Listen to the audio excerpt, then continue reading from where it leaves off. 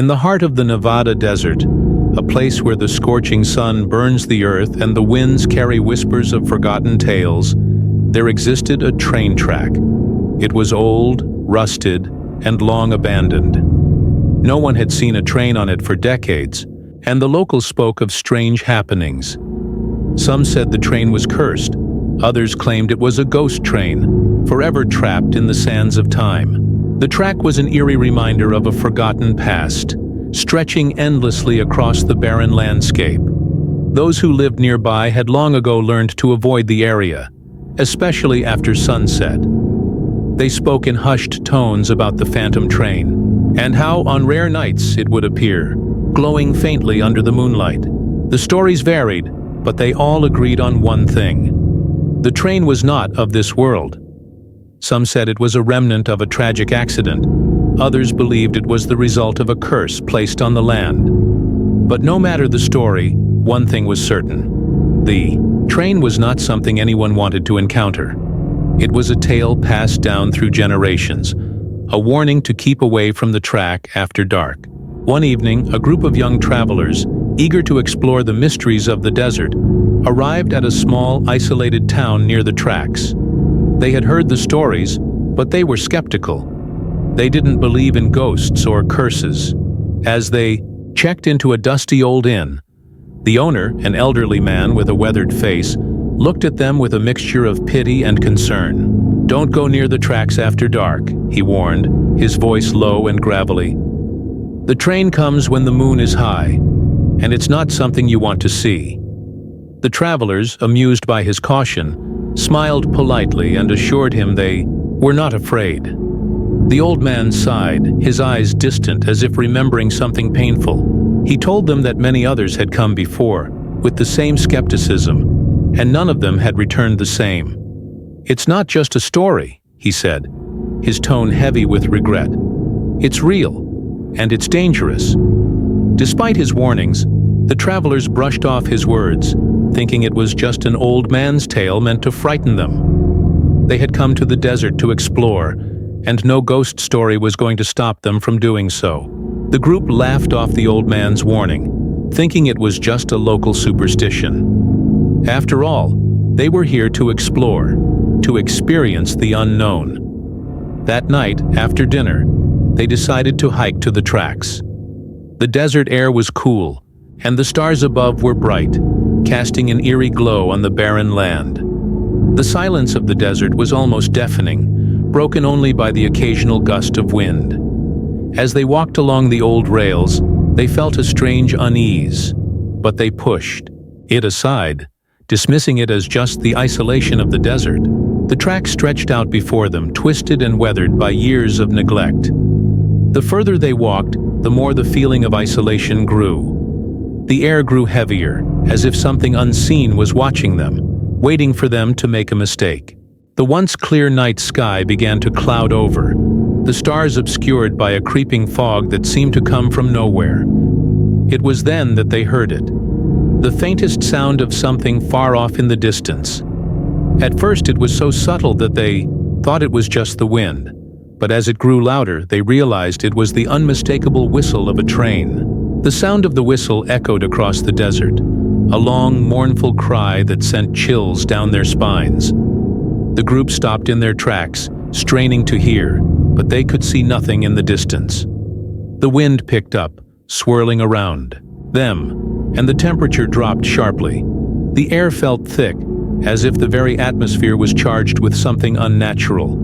The ground beneath their feet began to tremble, faintly at first, then with increasing intensity. The travelers exchanged nervous glances, unsure of what was happening. The whistle grew louder, closer, and the ground shook more violently, as if something massive was approaching. The sound of the train grew deafening, and the desert, once silent and peaceful, seemed to come alive with a strange energy. The travelers felt an overwhelming urge to run, but their feet felt as if they were rooted to the ground. The train was coming, and it was coming fast. They could hear the wheels grinding against the tracks, the sound of metal on metal, but still, they saw nothing. Panic set in as the sound of the train grew deafening. The group turned to run, but they couldn't see anything in the thickening darkness. The whistle blared, now so close it felt as though the train was right behind them. The ground shook, violently now, and the air seemed to vibrate with the force of the unseen locomotive. The travelers stumbled, falling over each other, as the sound of the phantom train grew closer and closer, like it was right behind them. They could feel the air grow colder, the temperature dropping with each passing second. The desert, once a place of harsh heat and dryness, now felt like a frozen wasteland. The sound of the train was all-consuming, drowning out everything else. The travelers ran blindly, desperate to escape the unseen terror that was chasing them. Their hearts raced, their breaths shallow and ragged, as they stumbled over rocks and uneven ground. But no matter how fast they ran, they could never escape. The sound. It was as if the train was following them, waiting for them to make one wrong move. Suddenly, the train appeared. It wasn't like any train they had ever seen. The cars were old, covered in rust and dust, and the windows were blackened, as if the light had never touched them. The train seemed to glow faintly, an unnatural light, emanating from its very being. The travelers froze, their bodies paralyzed by fear. The train passed through them, its cold, ghostly presence brushing against their skin. But it didn't make a sound. It was as if it was moving through a world that wasn't quite the same as theirs. The figures in the windows were the most terrifying part. They weren't human, not entirely. Their faces were twisted, their eyes hollow and dark, and their bodies were contorted in unnatural ways. The travelers could see them moving, but there was no sound, no creaking of the train, no rumble of the wheels. The figures in the windows were not alive, yet they were not quite dead either. They were trapped, forever bound to the train, unable to escape their eternal ride through the desert. The travelers felt their hearts race in terror as they realized that the train was not just a machine. It was a vessel carrying the souls of the lost. As the train passed, the travelers watched in horror as more figures began to appear in the windows. The figures were not human, but twisted, shadowy shapes, their faces contorted in agony. Their eyes were hollow, and their mouths moved, but no sound came from them. It was as if they were trapped, forever riding the phantom train, unable to escape. The travelers could feel their hearts racing, their breaths shallow, as the train continued its eerie journey through the desert. Figures in the windows seemed to reach out, their hands pressed against the glass, their faces contorted in silent screams. The travelers could feel the weight of their gaze, as if the figures were aware of their presence, watching them with a mixture of sadness and fury. The train passed them by, but it left an imprint on their minds, an image they would never be able to forget. The air grew still once more, and the sound of the train faded into the distance, but the travelers knew it was not gone. It was still there, lurking in the darkness, waiting for the next unwitting soul to cross its path. When the train finally disappeared into the darkness, the ground stopped shaking, and the air grew still. The travelers were left in stunned silence, unsure of what they had just witnessed. Their minds raced, trying to make sense of the impossible. But the fear in their hearts told them one thing. They had seen something that should not exist. Something that was not bound by the laws of time or reality. And they knew they had to leave before the train came back. They turned to run, but their legs felt heavy, as if they were moving through thick mud. The desert, once so vast and empty, now felt like a prison. The tracks stretched on endlessly before them, and the moon above seemed to grow larger, casting an eerie glow over the land. The travelers could still hear the faint whistle of the train in the distance, a reminder that it was never truly gone. It was out there, somewhere, waiting for the next soul to wander too close. As they ran back toward the town, they could hear the faint whistle of the train in the distance, growing louder with every step. It was as if the train was following them, waiting for them to make one wrong move.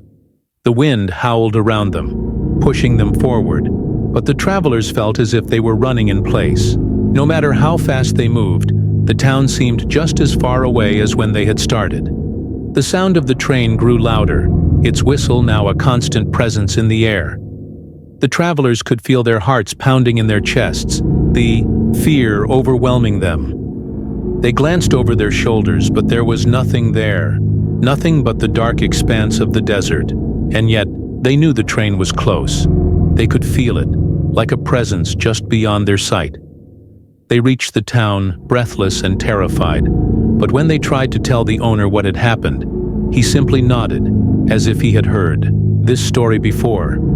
"You saw it, didn't you?" he said, his voice heavy with regret. "The phantom train. It's been coming for years, and it never stops." The travelers never spoke of that night again, but they couldn't forget the images of the twisted faces in the train windows, the feeling of being watched, and the sound of the train's whistle echoing in the dark desert. They left the town, at dawn, never to return. But the legend of the phantom train lived on, and the tracks remained, waiting for the next curious soul to wander too close. And as the moon rose high in the desert sky, the sound of a distant whistle could be heard once more, signaling the return of the ghostly train. The travelers knew that the train was not bound by time, nor by the laws of the living. It was a presence, a force that could not be escaped. And somewhere, out there in the desert, it waited, ready to claim its next passengers.